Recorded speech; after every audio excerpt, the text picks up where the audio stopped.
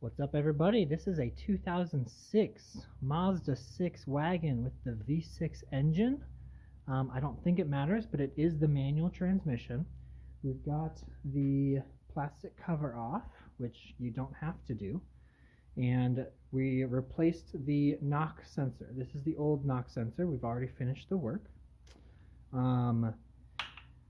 The internet wasn't super duper helpful on how to do this, so we wanted to show you where everything is. So you literally don't have to take anything apart up top to change things.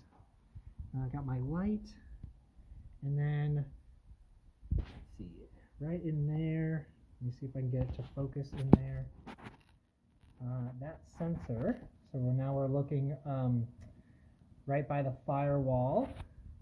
Behind the intake, that is where your knock sensor plugs in.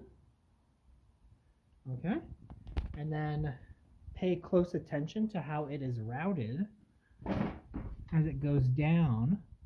I don't think I'm going to be able to get it, so it's going to be up to you to pay attention to how it's routed, because it looks like there's a right way and a wrong way. So now we're going to go under. We're going to find a little 10 millimeter that holds the knock sensor on. Okay, there it is.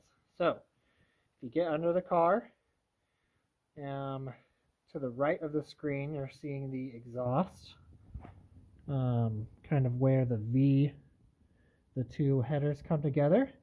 And then just above the axle, the long axle, you'll see that little 10 millimeter bolt right there. There's your knock sensor.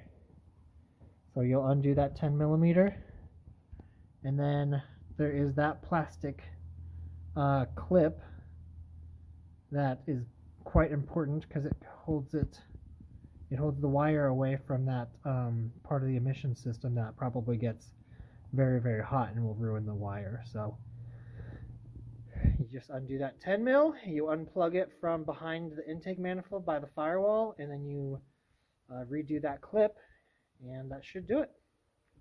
There you go, everybody. Good luck.